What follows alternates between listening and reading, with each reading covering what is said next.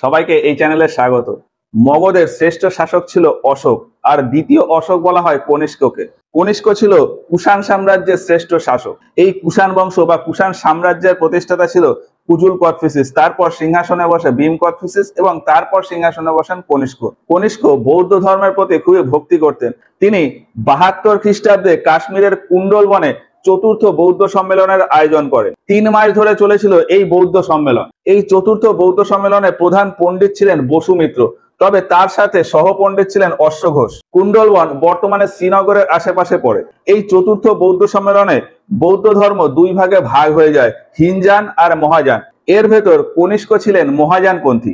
ধরা হয় এই চতুর্থ বৌদ্ধ সম্মেলনের সময়ই ত্রিপিটকের রচনা হয় এবং অশ্বঘোষ এই সময় রচনা করেছিলেন বুদ্ধচরিত। অশ্বঘোষ ছিলেন কনিষ্কের সভাকবি। কনিষ্কের সময় 2টি রাজধানী ছিল, রাজনৈতিক এবং সাংস্কৃতিক। রাজনৈতিক রাজধানী ছিল পুরুষপুর বা পেশোয়ার, যেটি বর্তমানে পাকিস্তানে অবস্থিত। এই যে এখানে পুরুষপুর বা পেশোয়ার। এবং সাংস্কৃতিক রাজধানী ছিল মথুরা, উত্তরপ্রদেশের মথুরা। এখানে হলো মথুরা। কনিষ্ক তার রাজনৈতিক রাজধানী পুরুষপুর বা পেশোয়ারে একটি বৌদ্ধ স্তূপ নির্মাণ করেছিলেন। পরবর্তীকালে ফাহিয়েনের লেখা গ্রন্থে পুরুষপুরের ওই বৌদ্ধ স্তূপের সম্পর্কে জানা যায়। তবে কনিষ্ক 72 খ্রিস্টাব্দে চতুর্থ বৌদ্ধ সম্মেলনের আয়োজন করলেও পরবর্তীতে 78 খ্রিস্টাব্দে গিয়ে নিজের রাজ্যাভিষেক করায় এবং নতুন একটি ক্যালেন্ডার চালু করেন, কুষাণ ক্যালেন্ডার। সেই সময় ভারতে শকদের যে 5টি গোষ্ঠী ছিল তার ভিতর একটি গোষ্ঠীকে হারিয়ে কনিষ্ক তার রাজ্যাভিষেক করায় এবং ওই শকদের হারানোর বিজয়েই নতুন ক্যালেন্ডার চালু করে, কুষাণ ক্যালেন্ডার, বা যেটাকে বলা হয় শকাব্দ। অর্থাৎ শকাব্দের প্রচলন হয় 78 খ্রিস্টাব্দে। এই শকাব্দ বা শক ক্যালেন্ডার বা কুষাণ ক্যালেন্ডারকেই আমরা ভারতের ন্যাশনাল ক্যালেন্ডার হিসেবে গণ্য করি। এই শক ক্যালেন্ডার শুরু হয় চৈত্র মাস থেকে। চৈত্র, বৈশাখ, জ্যৈষ্ঠ, আষাঢ়, শ্রাবণ, এইভাবে করে ফাল্গুন মাস পর্যন্ত। অর্থাৎ চৈত্র মাস থেকে এই শক ক্যালেন্ডার শুরু হয় এবং ফাল্গুনে শেষ হয়ে যায়। আমাদের গ্রেগরিয়ান ক্যালেন্ডার অনুযায়ী মোটামুটি মার্চ মাসের 21, 22 বা 23 তারিখ থেকে এই শক ক্যালেন্ডার শুরু হয়। 1957 সালের 22শে মার্চ এই শক ক্যালেন্ডারকে ভারতের ন্যাশনাল ক্যালেন্ডার বা জাতীয় ক্যালেন্ডার হিসাবে মান্যতা দেওয়া হয়। এছাড়াও আরো 2টি ক্যালেন্ডার আছে, সেটি হলো বিক্রম সম্বত এবং বঙ্গাব্দ। বিক্রম সম্বত এই ক্যালেন্ডারটি চালু হয়েছিল 57 খ্রিস্টপূর্বাব্দে।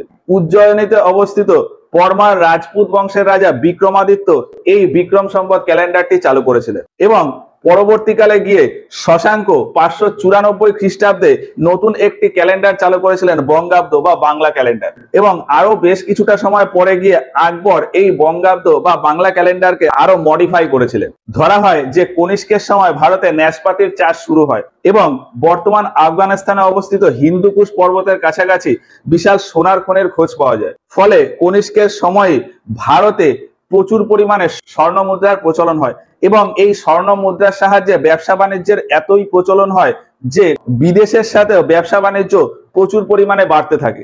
বৈদেশিক দেশের সাথে কনিষ্কের ব্যবসা বাণিজ্য এতটাই বেশি ছিল যে মিশর ও রোম পর্যন্ত কনিষ্কের আমদানি ও রপ্তানি হতো। আর এর প্রমাণ পাওয়া যায় Periplus of the Erythraean Sea এই বই থেকে। সম্রাট কনিষ্কের সময় পাওয়া বিভিন্ন মুদ্রা থেকে ধারণা করা হয় যে ভারতে কার্তিক পুজোর প্রচলন করেন কনিষ্ক। কনিষ্কের সময় একজন বিদেশি যাত্রী এসেছিলেন, আল মাসুদি, যিনি ভারতীয় জলবায়ু সম্পর্কে বিভিন্ন তথ্য দিয়েছিলেন। এছাড়া কোথাও কোথাও বলা হয় যে কনিষ্ক মুলতানে ভারতের প্রথম সূর্য মন্দির নির্মাণ করেছিলেন। পরবর্তীকালে মেহমুদ গজনি এসে ওই সূর্য মন্দির ধ্বংস করে দেন। এই মুলতান বর্তমানে পাকিস্তানে অবস্থিত। এই যে এখানে হলো মুলতান। তবে পরবর্তীকালে 1250 খ্রিস্টাব্দে গিয়ে উড়িষ্যার কোণার্কে সূর্য মন্দির নির্মাণ করিয়েছিলেন রাজা নরসিংহদেব প্রথম। কনিষ্কের সময় চীনের সাথে মিশরের রেশম ব্যবসা বেশ জমিয়ে ওঠে, কারণ সেই সময় চীনই ছিল একমাত্র দেশ যে রেশম উৎপাদন করত। আর চীনের সাথে মিশরের এই ব্যবসা হতো। জম্মু কাশ্মীরের উপরে অবস্থিত পামির এলাকা জুড়ে একটি রাস্তা ছিল সিল্ক রুট, যেটিকে চীনের সিল্ক রুট বলা হয়। সেই রাস্তা দিয়ে কনিষ্ক চীনের কাছ থেকে এই রেশম উৎপাদনের পদ্ধতি জানতে চেয়েছিলেন, কিন্তু চীন নাকচ করায় ওই সিল্ক রুট দিয়ে চীনা ব্যবসায়ীদের কাছ থেকে বিভিন্ন কৌশল করে কনিষ্ক রেশম উৎপাদনের পদ্ধতি জেনে নেয় এবং এরপর কনিষ্ক চীনের পশ্চিম সীমান্ত আক্রমণ করেছিল এবং শেষমেশ জিতেও গিয়েছিল। কিন্তু কনিষ্ক চীনের ওই পশ্চিম অংশ আর শাসন করতে পারেনি।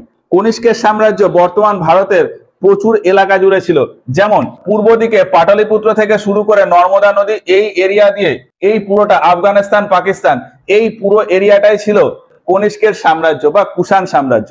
কনিষ্কের এই বিশাল সাম্রাজ্যের বিবরণ কলহনের লেখা রাজতরঙ্গিনী এবং আলবারনের লেখা বিভিন্ন সাহিত্য থেকে জানা যায়। কনিষ্কের দরবারে বিভিন্ন জ্ঞানী ব্যক্তিরা ছিলেন, যেমন নাগার্জুন। নাগার্জুন রিলেটিভিটি থিওরি আবিষ্কার করেছিলেন। পরবর্তীকালে অ্যালবার্ট আইনস্টাইন এই রিলেটিভিটি থিওরি আবিষ্কার করেছিলেন, তাই ভারতের আইনস্টাইন বলা হয় নাগার্জুনকে। এছাড়া কনিষ্কের দরবারে ছিল চরক। চরক ছিলেন একজন চিকিৎসক, তিনি লিখেছিলেন চরক সংহিতা। চরককে আয়ুর্বেদ শাস্ত্রের জনক বা আয়ুর্বেদ চিকিৎসার জনক বলা হয়। চরক ছাড়াও কনিষ্কের দরবারে আরেকজন চিকিৎসক ছিলেন সুশ্রুত।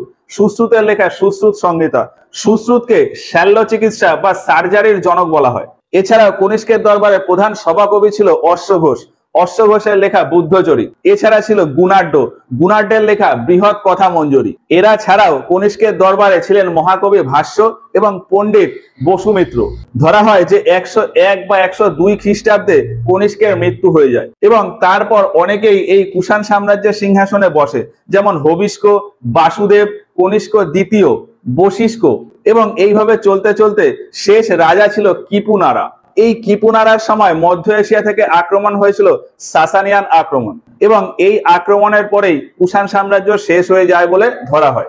কুষাণ সাম্রাজ্যের আগে সাতবাহন সাম্রাজ্যের সময় থেকেই ভারতের সামন্ত প্রথা চালু হয়ে যায় এবং কুষাণ সাম্রাজ্যের সময় গিয়ে এই সামন্ত প্রথার ব্যাপক প্রচলন ঘটে এবং ধীরে ধীরে সামন্তদের এরিয়া ও ক্ষমতাও বাড়তে থাকে। এইভাবে ক্ষমতা বাড়তে বাড়তে বিহারের এই এলাকায় তৈরি হয়ে যায় গুপ্ত সামন্তদের এরিয়া। আর এই গুপ্ত সামন্তদের ভেতরেই একজন সামন্ত ছিল শ্রীগুপ্ত। এই শ্রীগুপ্তই এই এরিয়াতে গুপ্ত সাম্রাজ্যের প্রতিষ্ঠা করে। কনিষ্কের সময় কুষাণ সাম্রাজ্য এতটা বড় ছিল, কনিষ্কের মৃত্যুর পর এই কুষাণ সাম্রাজ্য ধীরে ধীরে ছোট হতে থাকে এবং আশেপাশে বিভিন্ন সামন্তদের এরিয়া এরকম বাড়তে থাকে। এই বাড়তেই এখানে গুপ্ত সামন্তদের এরিয়া তৈরি হয়ে যায় এবং গুপ্ত সাম্রাজ্যের সূচনা হয়ে যায়। 2023 সালে WBCS প্রিলিমিনারিতে একটা প্রশ্ন এসেছিল যে কনিষ্কের সময় রাজধানী কোথায় ছিল। তো কনিষ্কের রাজধানী ছিল পুরুষপুর বা পেশোয়ার, তবে কনিষ্কের সাংস্কৃতিক রাজধানী ছিল মথুরা। এছাড়া 2021 প্রিলিমিনারিতে আরেকটি প্রশ্ন এসেছিল যে শকাব্দ কবে প্রচলন হয়। তো শকাব্দ প্রচলন হয় 78 খ্রিস্টাব্দে। শকাব্দ বা কুষাণ ক্যালেন্ডার বা শক ক্যালেন্ডার হিসাবে এটি প্রচলন হয়।